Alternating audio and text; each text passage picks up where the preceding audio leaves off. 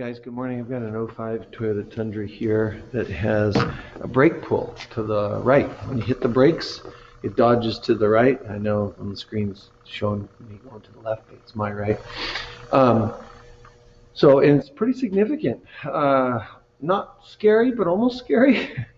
And so what I'm assuming is that on the front left, the 4-piston stock caliper is the pistons are not moving freely to apply enough brake force on the left to keep the car straight. So what I've done is I've ordered from Napa, I've ordered this, turn the camera down so you can see it, this rebuilt Adaptive One 4-piston front disc brake caliper. It's got new seals and boots, and the pistons should all be clean. It also comes with the hardware, and I'm going to show you how to go ahead and replace this. And so we'll come over here, we'll pop this cap off here, and we'll take our impact gun here, and then put our safety glasses on, and we will take these guys off. These are the Toyota lug nuts that have the shoulder on them that go inside the wheel, that are easy to cross thread when you're putting them back on. So I'll show you some tricks to make sure that doesn't happen.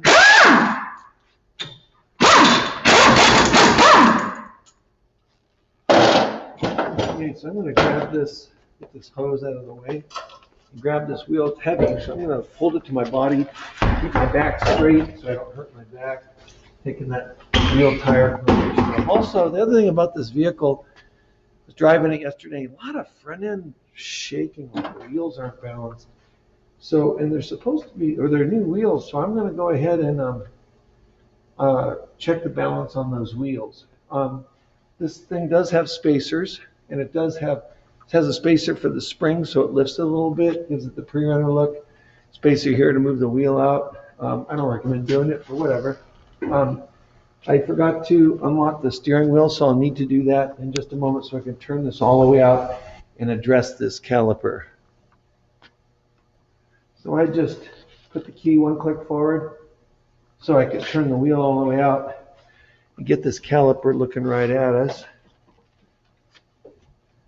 And I'll put the camera down so you can see it there. So these are pretty easy to take apart. Looks like his brakes are in pretty good condition. So what we do is we'll pull these little clips out here and pull this clip out over here. I'm going to go ahead and make some room on the cart here and lay out a rag to put all my new parts. So I've got some needle nose here to grab these clips out there. And once those two clips are out, you can push these pins out and take these anti-rattle clips off. Those guys there, and they do give you new ones of these in the kit. And so we'll pull this out there. And these pads should slip out. They should slip out. That one's starting to move. Let's see if I can grab them with a pair of pliers. Usually they want to slip out of there. This one's coming out. There it is. So there's the inner pad. Pretty thick. Looks in good shape. It's got a wear indicator. That's the inner one. And here's the outer one. And let's take our screwdriver and try and press those pistons a little bit. There, so I can pull this guy out. And there's the outer one. Looks in pretty good shape. I'm going to go ahead and clean these backs off and re-glue them when we go back together. So what I need to do next is I'm going to put a clamp up here on the brake hose so that we don't lose brake fluid. Then I'll take this I'll just take this clip out, which will loosen the, well, first I'll loosen the brake line here with a 10 mil flare nut wrench. I'll bring it down in here close so you can see it. So I'll break this line fitting right here loose with a 10 mil line wrench. And then I'll take this clip out, the horseshoe clip. That'll allow the line to go loose, okay? And that thing will focus there. I'm having trouble. So let me pause and grab a 10 mil line wrench, and I'll also grab, so I'll grab the line wrench. Let me get it to focus on me, and so it should focus. There it goes. I'll get the line wrench, and we'll pull this out with a pair of pliers. And then we've got two 17 mil bolts on the back. So I'll go ahead and get the 17 mil impact. One sec. Okay, so I'm going to take this brake line clamp and put it on the soft brake line here to keep this from leaking out all the brake fluid out of the master cylinder when we take the line off this caliper. Okay, so I got that squeezed. And I got my 10 millimeter line wrench. You can see how it holds the fitting on 6 sides. So 10 millimeter. I'll go ahead and loosen it. I'm going to get some brake fluid on the floor. So I'm going to move this guy and throw some rags down there, because I don't want to ruin the epoxy on the shop floor. So I'm just unscrewing this line, and I almost got it off. Helps to have an open end wrench once you break it loose. It's just easier to use than this way. I'm going to pull this clip out. And the reason why I'm going to do it before I go any further is because that'll help the line to have some leeway as it moves off.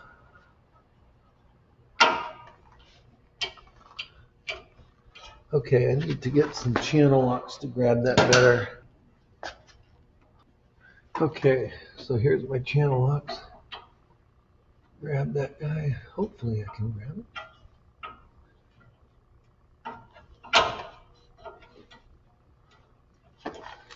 Wow, I am having a little bit of trouble. Normally I don't have so much trouble getting these off. But, you know, when you're doing it on a camera, of course you're going to have trouble. Okay, here it comes.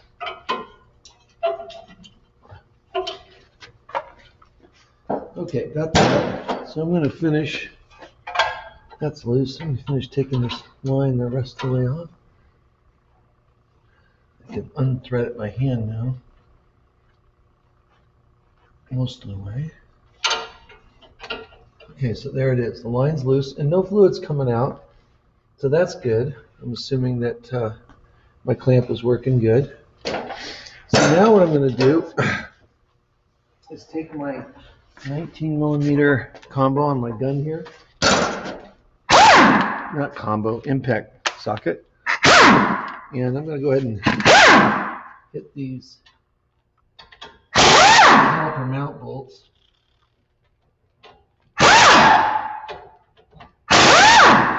And there it is.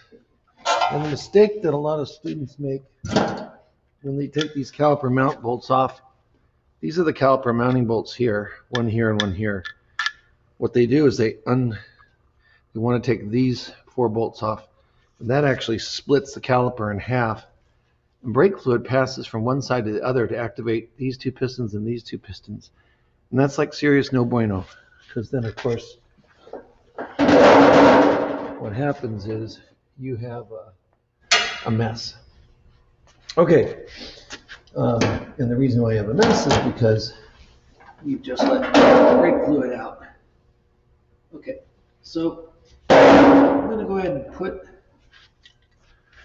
the side. So there's our rotor, and let's grab our new caliper here. There it is, nice and new. And we'll go ahead and take our bolts. I'm going to put this guy on right now.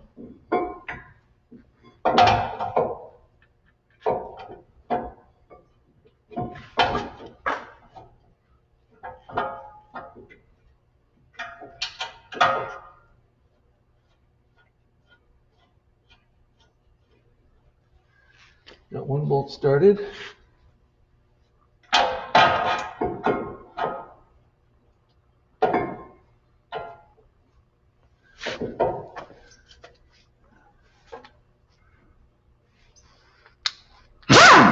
And I'll run these guys in. Run this guy in. Okay, so now we'll need to torque those two. But I'm going to go ahead, before I even go any further here, and I'm going to go ahead and put this line in. I'm going to grab a flashlight and just make sure that line's clear. Okay, it is. So I'm going to go ahead and start threading this guy. Try and throw this guy back in. This line is not spinning so easily as I like.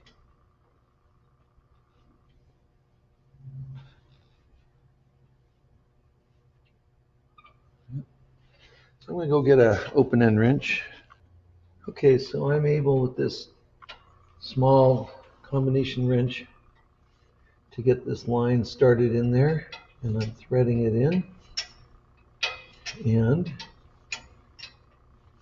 I've got it in there, and it's lightly snug. Before I snug it up, I'm going to get this clip back in. Here comes the clip back in. And before I knock that in, I'm going to bring the camera close and let you guys have a look. So I tightened this brake line in right there, and then I'm knocking this clip in right here, and I used the butt of a screwdriver, so I didn't bring the hammer over. So now we'll need to final tighten that guy, so give me a moment. Alright, so what I'm going to do now, you guys, is I'm going to go ahead and take a rag and spray some brake clean on the rag and clean up the back of these pistons. Get all they had like a grease on here, which the grease works. I like the glue better, but just preference mine. And so I'm just getting this all cleaned up. And I'll probably go over to the wire wheel because there's a little bit of an edge here. And I'll probably wire wheel that up. I'm going to turn the camera. Give me just a moment. I'm going to turn the camera so we're kind of out of the light like that. I think we can see better for like this. Yeah, I can see better. So I'm going to go ahead and wire wheel the back of that one. And I'll take my brake clean. And again, I like to spray it into a rag. And I like to make sure I have gloves on because it's hard on your skin. And clean this off really quick.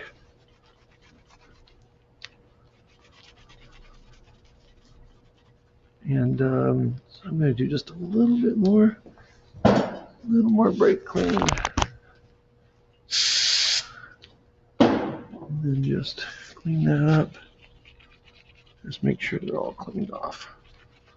That's good. Okay, this one is good.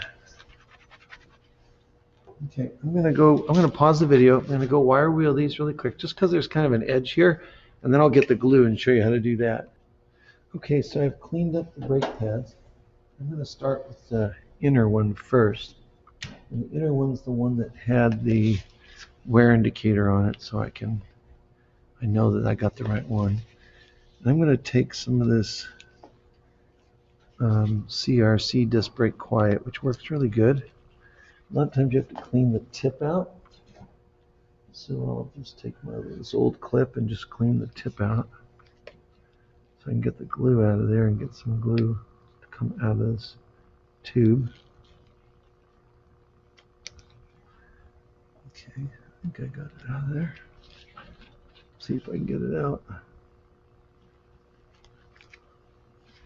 Okay, looks like I'm having trouble getting this thing cleared. So I'll just go ahead and put a blob of it on here. And so I'm going to take this pad like this and just put a little bit around where the piston's going to hit, like like that, and like that. A little bit more. Okay. Like that. And then we'll slide this in. Just one second. So I'm going to go ahead and put that glue on there. I'm going to slide this pad back in like this and try not to wipe the glue off. And then I'm going to take my new pins, which are here. Put my safety glasses on. Slide my new pin in for just a moment, just to hold that one. And put my pin in over here. And I'm doing it just to hold that one in place. There we go. So I get the other one done. So I'll take the glue here and put it on the spot where that, and I put it on fairly thick. I find it works pretty good at keeping this, keeps the brakes from squealing. The pads will vibrate if they're not glued with this glue, and that vibration makes a squeal. Let me grab a paper towel. So the way you can tell is it's a squeal that occurs only when you apply the brakes. If you get a squeal when you're not applying on the brakes, that would be that wear indicator touching. Okay, so I'm going to go ahead and slide this in like this.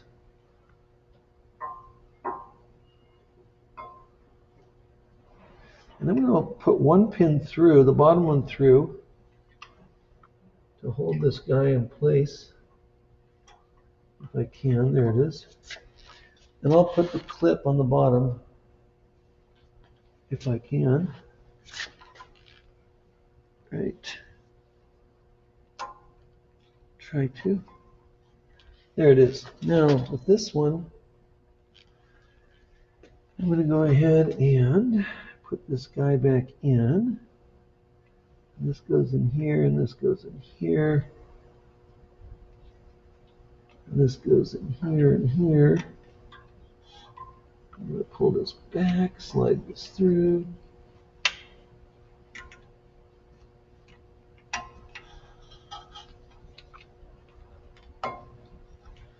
And there we go. So I got that anti-rattle clip in there.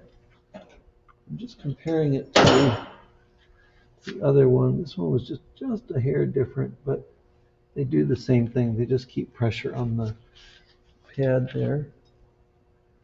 And then I'm going to go ahead and put this other clip in. So now I got the clips on so these guys can't come out. I got the new caliper. I haven't final tightened this yet. I'm going to do that right now. So I'm going to take my line wrench, if I can see where I laid it down. There it is. A 10mm line wrench. And let me show you a little way of tightening this. I bring the camera down here that I was taught years ago at Matt's Brake and Alignment. So what you do is you snug this up and then loosen it, snug it up again, loosen it up, snug it again. I'm going to come up here a little bit.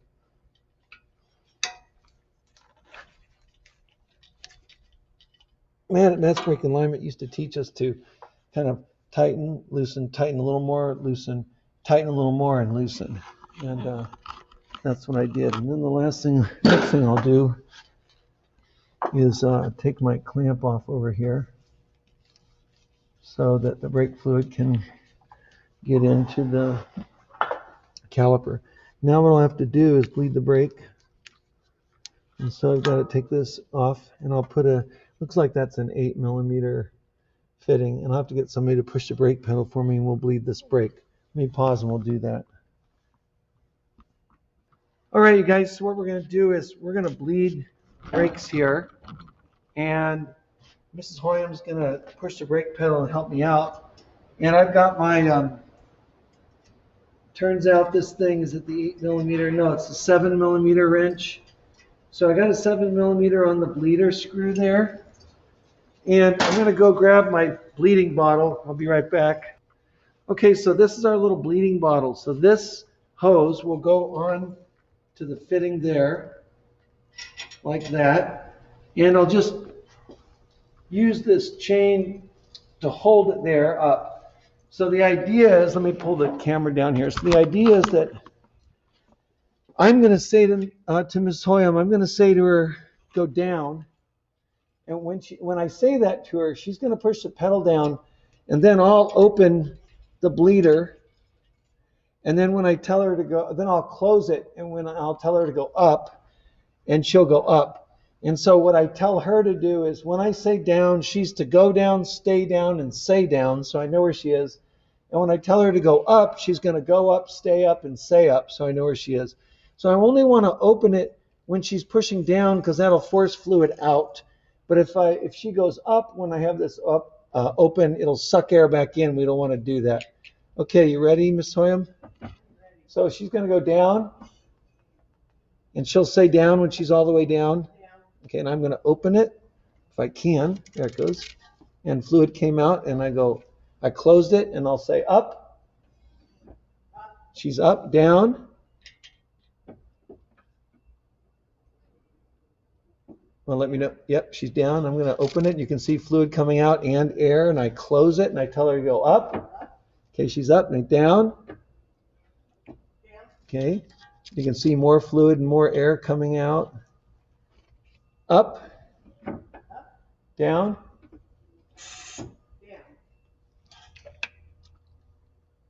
Still more air and fluid. I close it and go up. So, down. Okay, there's fluid and still some air coming up. Up. You can look right here and you'll see the bubbles. Sorry, right here you'll see the bubbles. Down. Okay, that time, yeah, just a little air. Up. Down.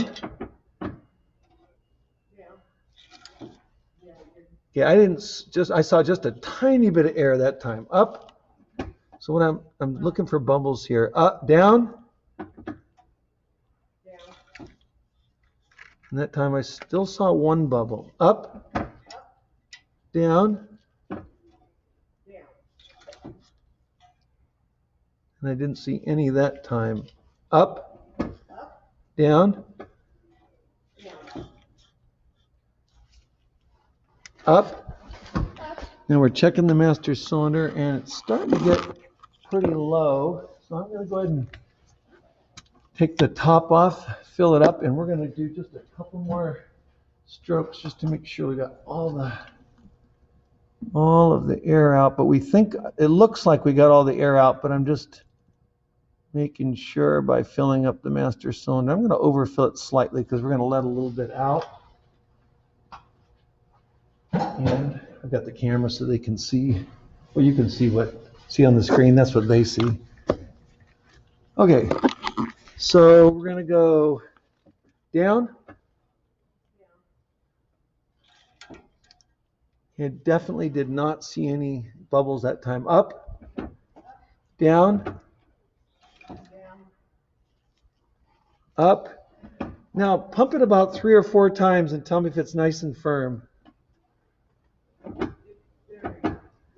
Okay, good. So go down one more time hard, real hard.